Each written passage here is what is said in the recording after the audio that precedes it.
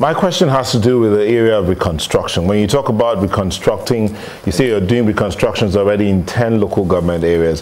What about reconstruction of the emotions or minds of the citizenry? What's happening towards that side, considering that they've gone through a traumatic period?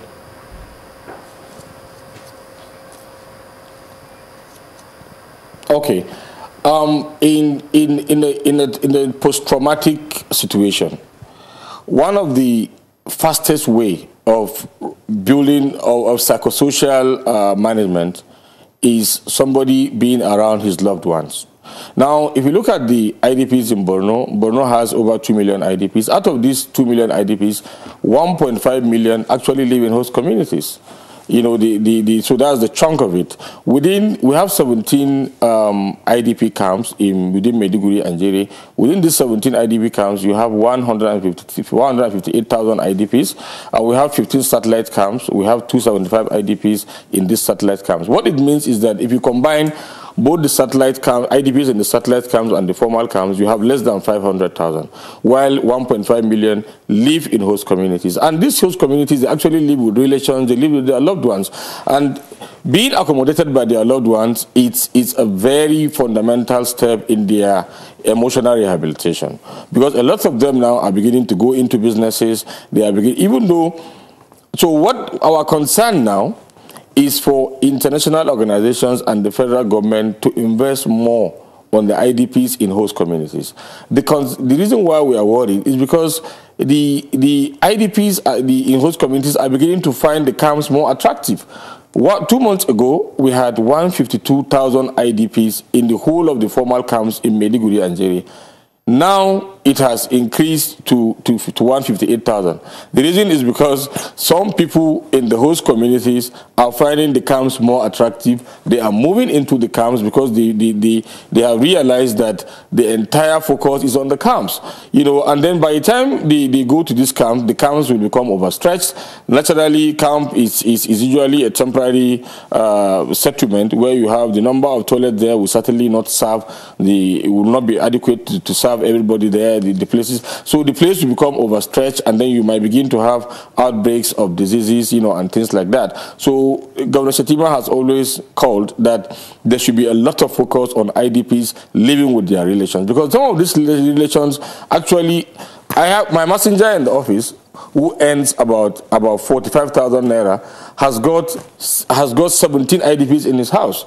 You can imagine that. How is he going to do that? I remember that I had to talk with the governor last month. The governor gave him 20 bags of rice to go and supplement, you know, the IDPs in his house.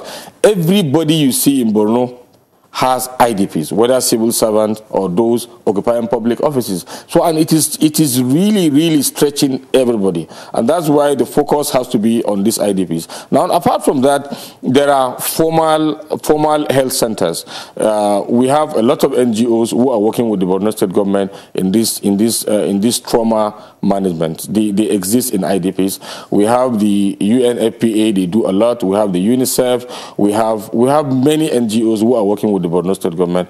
At the last count, about 62 NGOs are working within the Northeast. Then out of these 62 NGOs, I think about 10 to 15 are actually specialists, you know, in trauma management, and they do a lot in working with these IDPs. When you talk about the NGOs and the people that are doing this, there have been stories about some that are abusing the internally displaced persons or taking away things that are meant for them. What are the efforts in place? Are there any efforts, rather, to ensure that these internally displaced persons are not abused in any way? Or are there examples you've already set of those that have been caught abusing the internally displaced persons or taking things from them that shouldn't be? Like I said earlier, 2 weeks ago, some officials were caught trying to divert 50 bags of rice. They were apprehended, and the governor directed that they should be prosecuted, you know, and sent to jail.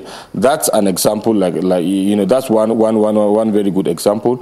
In addition, you might also recall that after we had a report of sexual abuse in some of the IDP camps, Governor Shettima called on the police and the DSS to deploy female detectives, you know, in all the camps. And I think that has been done. In most of these camps, we have female undercover agents who stay in the camps and, you know, and they police the camp. And deliberately, some people were questioning the rationale of the governor announcing it, that was going to be done. Some people said, why did you announce it? You should have allowed them to go and be caught. But the strategy was to prevent it, because it is better you prevent than just to arrest.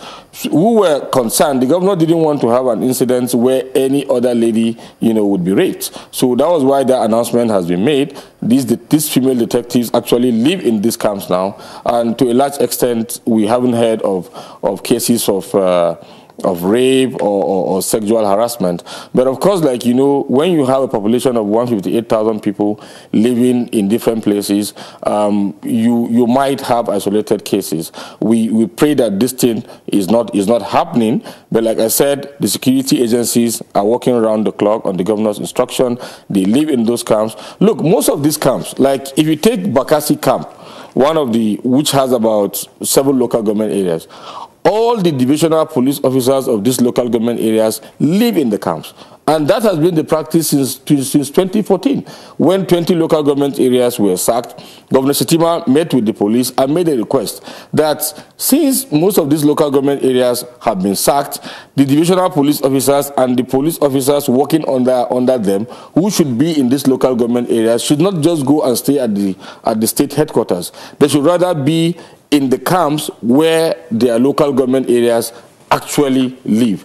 And then the governor also directed that the chairman of local government areas should also be in the camps. Most of the officials should also be in the camp. And that has been the practice. I think if this hadn't been in place, only God knows what would have happened, you know, in the camps. So like I said, in Bakassi camp, there are about 5 divisional police officers of 5 local government areas in that camp. I don't know if they pass the night there, but when you go there as early as 6 a.m., you meet the DPOs, and they are mostly there till 10 p.m., and then some of the police officers actually pass the night at the camps. So much is being done, to protect these IDPs. By the special grace of God, we are looking beyond the camp. The concern of the governor is to accelerate reconstructions so that people can go back to save, you know, communities. How do you intend to allocate property when the construction is at least to maybe 80% complete? Well, like I said, part of the governor's plan is to vest allocation on the women, you know, and the men. There is a place now called Tamsukau. The state government has built 500 houses there, you know, along Damaturu Road. There are many houses that are being built along that road.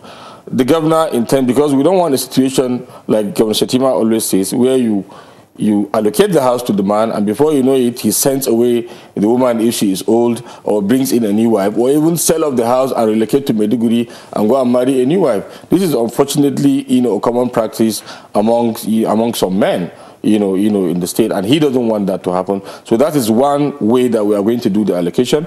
The other one, of course, is where you have a situation where somebody's house was burnt, and then you rebuild the house. You don't have any powers to determine how else you allocate the house other than to give him back his house. So that is going to be done.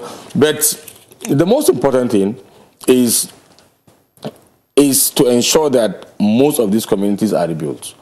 Not only, and this rebuilding is not only about houses. Look, if you go back to the post-insurgency recovery and peace building assessment report on Borno State, which was authored by the World Bank, the European Union, and the Presidency, Borno has suffered destructions worth $6 billion. That is what is required to rebuild Borno. It's a very, very massive destruction. 956,453 houses were destroyed across the 27 local government areas of Borno State, representing 30% of the total number of houses in the state. 5,335 classrooms and other buildings were destroyed in 512 primary schools, 38 secondary schools, and 2 tertiary institutions. 726 power distribution lines were destroyed. 665 municipal buildings. The destructions, is massive. But then, like Governor Shetima has always said, Borno State government must lead the process. We must show our commitment so that others can bring help. And that is why the governor last year established the Ministry for Reconstruction and Rehabilitation and gave them the mandate to begin the reconstruction process. Let me quickly take you back to Chibok. We don't have much time left.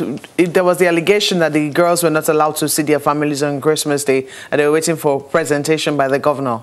How true was that? No, I think the governor had absolutely nothing to do with that. These girls were brought in from Abuja. They were under the custody of security agencies.